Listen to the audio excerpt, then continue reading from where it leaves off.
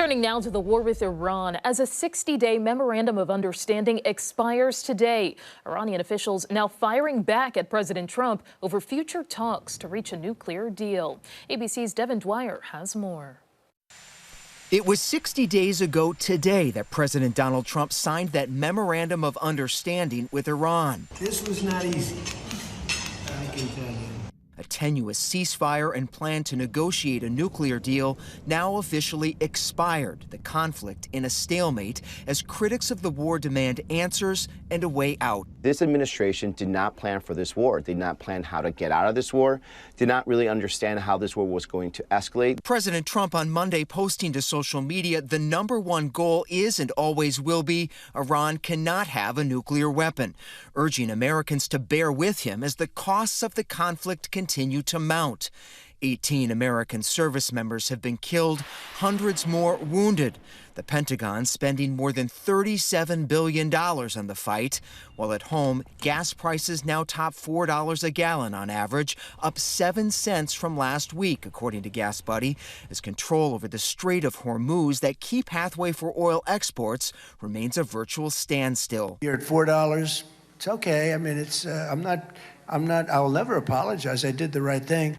The president now claiming the Strait of Hormuz is a territory of the United States, warning U.S. ally Oman on Monday he will bomb that country if it gets in the way.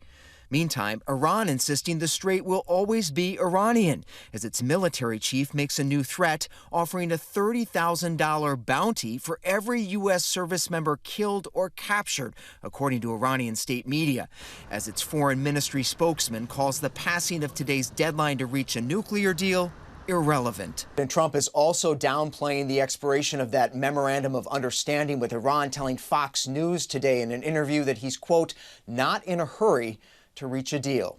Devin Dwyer, ABC News, Washington. Meantime, we're learning more about conditions aboard ships deployed around the world. The Navy now says a destroyer went 4 days without necessary utilities. The USS Benfold spent days without working toilets and no air conditioning after losing power in the South China Sea. The Benfold is escorting the USS George Washington as it heads to relieve the USS Abraham Lincoln. Conditions on that vessel have reportedly included low morale and mental health concerns. The Pentagon denies those reports. The U.S. is planning to reduce its military drills with South Korea following an announcement made by the president. Now, Trump says it's because South Korea did not help the U.S. with its mission in Iran.